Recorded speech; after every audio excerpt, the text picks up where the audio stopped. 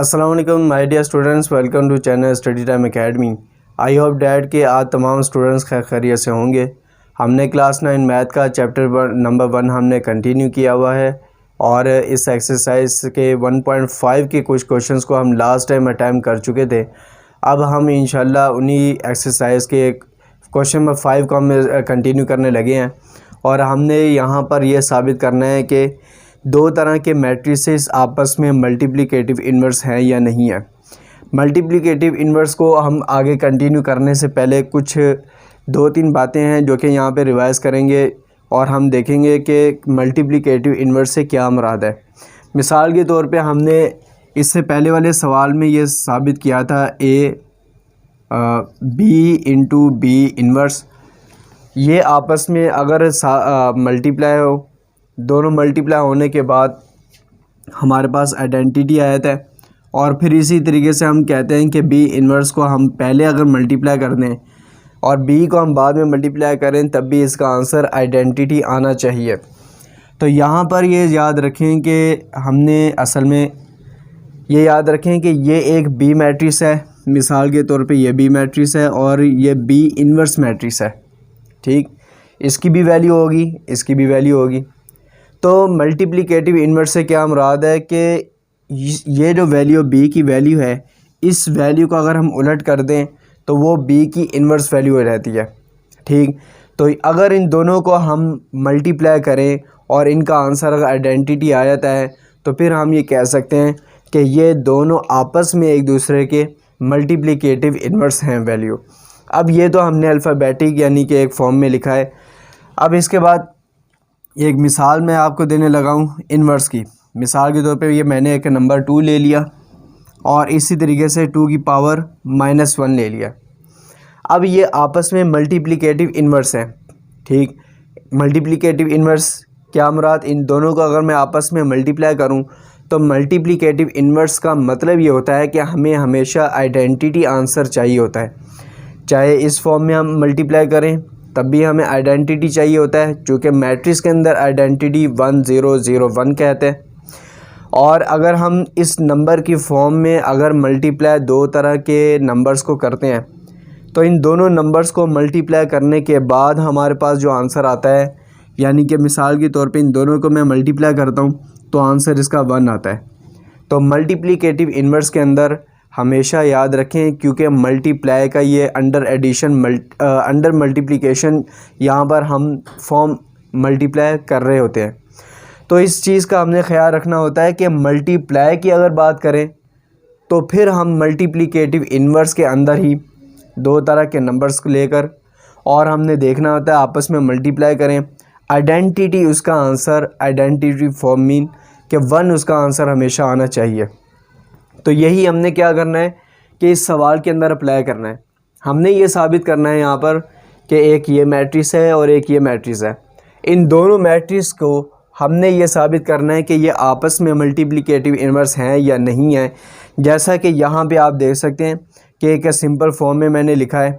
ठीक, हमने simple form में लिखा है और यहाँ पर आप देख सकते हैं कि 2 की पावर -1 है, यहाँ पे 2 की पावर 1 है और यहाँ पे आपस में मल्टीप्लिकेटिव इन्वर्स हो रहा है।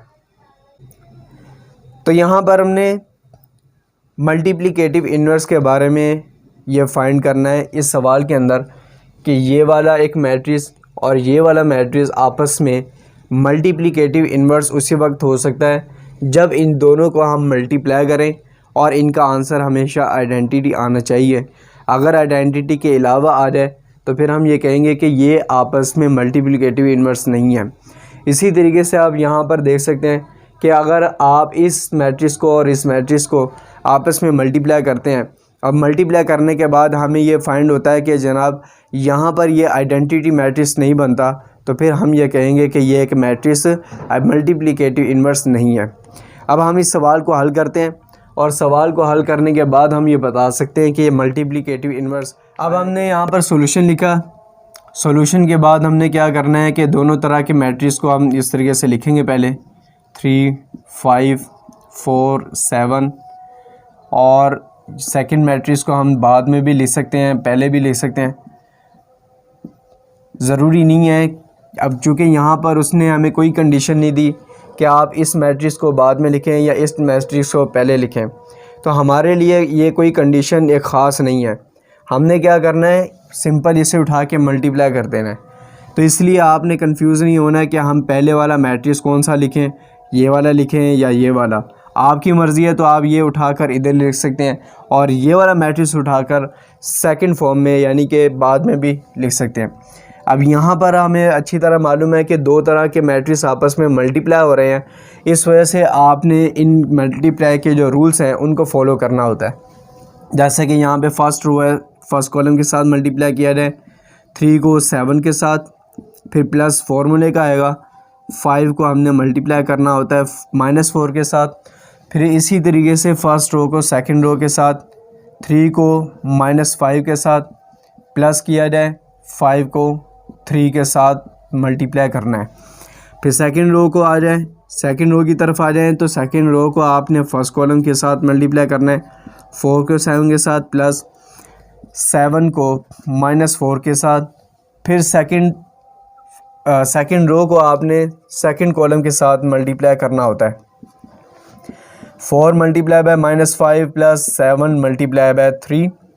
और इस तरीके से हमारे पास इसका आंसर आता है 7 3 ज़ा 21 प्लस माइनस 5 4 ज़ा 20, -5 3 ज़ा 15 और प्लस 5 3 ज़ा 15, 4 7 ज़ा 28 प्लस माइनस 4 7 ज़ा 28।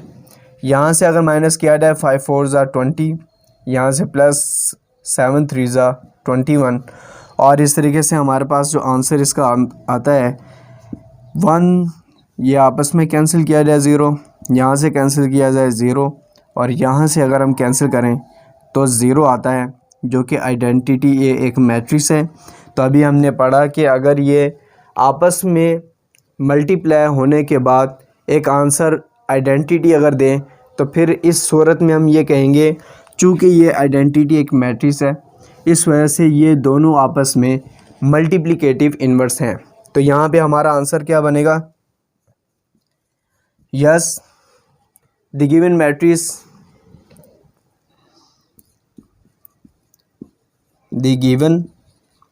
matrices are multiplicative inverse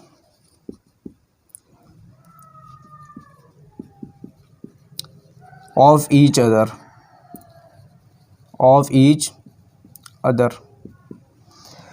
ये हमारा आंसर यहाँ पे बनेगा कि ये जो आपस में जो हमें मैट्रिक्स दिए गए हैं इनका पेयर ये आपस में मल्टीप्लिकेटिव इन्वर्स है। अब इसी तरीके से हमारे पास एक नेक्स्ट क्वेश्चन है, उसको हम हल करते हैं। यहाँ पे सबसे पहले सॉल्यूशन की हेडिंग लिख लेते हैं। सॉल्यूशन के बाद दोनों मैट्रिक्स को लिखते हैं, -3 2 2 -1। यहाँ पे भी हमने दो तरह के मैट्रिक्स को आपस में मल्टीप्लाई करना है। एक बात याद रखें कि अगर हम यहाँ पर गौर करें तो यहाँ पर गौर करने से हमें ये नज़र आ रहा है कि यहाँ पर ये जो हम एडजॉइंट की जो वैल्यू हम पीछे पढ़ के आते रहे हैं, यहाँ पर 3 की जगह पर 7 आ गया, 7 की जगह पे 3 और इन दोनों की जगह पे हम यहाँ पर साइन को चेंज कर देते हैं। जैसा कि -5 है यहाँ -4 है। इस सूरत में हम क्या करते हैं कि ये एडजॉइंट वैल्यू कहलाती है, ये सिंपल ए की वैल्यू कहलाती है।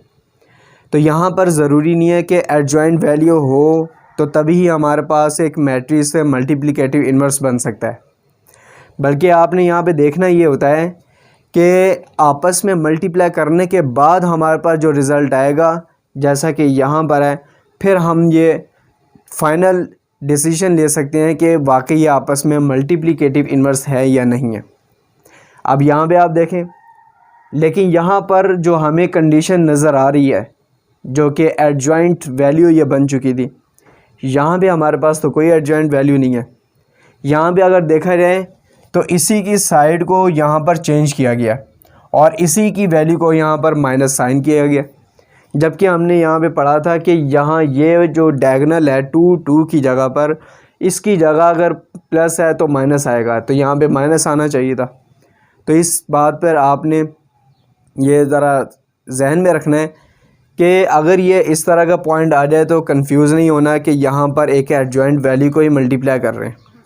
तो यहाँ पे आपने क्या किया कि करना ये है कि दो मैट्रिसेस को आपस में सिर्फ मल्टीप्लाई करके आंसर निकालने के बाद ये देखना है कि क्या वो आइडेंटिटी मैट्रिक्स है या नहीं है। अगर है तो फिर हम कह सकते हैं वो मल्टीप्लिकेटिव आपस में इन्वर्स हैं, और अगर नहीं आता, आइडेंटिटी के अलावा कोई आंसर आता है, तो फिर हम ये कहेंगे कि ये दोनों मैट्रिक्स आपस में इन्वर्स नहीं है। ये फ़िलहाल मैं आपको एग्जांपल दे रहा हूँ, लेकिन अभी इसका हमने अभी तक रिज़ल्ट नहीं निकाला, इसको मल्टीप्लाई करने के बाद करते हैं।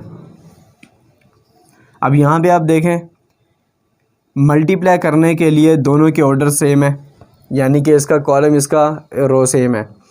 दूसरा क्या है कि हमने फ़र्स्ट रो को फर्स्ट कॉलम के साथ मल्टीप्लाई करना है, 1 को -3 के साथ, फिर प्लस किया जाएगा 2 को 2 के साथ। इसी तरीके से 1 को मल्टीप्लाई किया जाएगा इस 2 के साथ, फिर प्लस किया जाएगा 2 को -1 के साथ।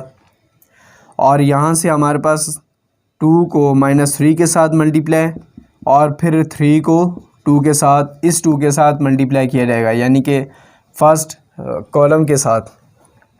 और इसी तरीके से 2 को मल्टीप्लाई किया जाएगा 2 के साथ, और 3 को मल्टीप्लाई किया जाएगा -1 के साथ।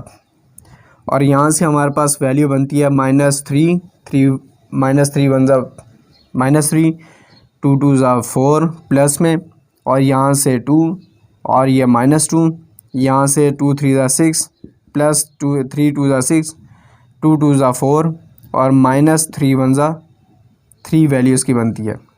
और इस तरीके से हमारे पास एक मैट्रिक्स बना। इन दोनों को हल किया जाए 1 आएगी वैल्यू, यहाँ से हल किया जाए तो 0 आ जाएगी, यहाँ से अगर हम हल करें तो यहाँ पर भी 0 आंसर आता है, और यहाँ पर 1 आंसर आएगा जो कि आइडेंटिटी के इक्वल है। तो ये हमें बताता है एक रिज़ल्ट, कि ये रिज़ल्ट बता रहा है कि एक ये मैट्रिक्स आपस में मल्टीप्लिकेटिव इन्वर्स है। तो यहाँ पे हमारा आंसर ये बनेगा, yes the given matrices are multiplicative inverse of each other,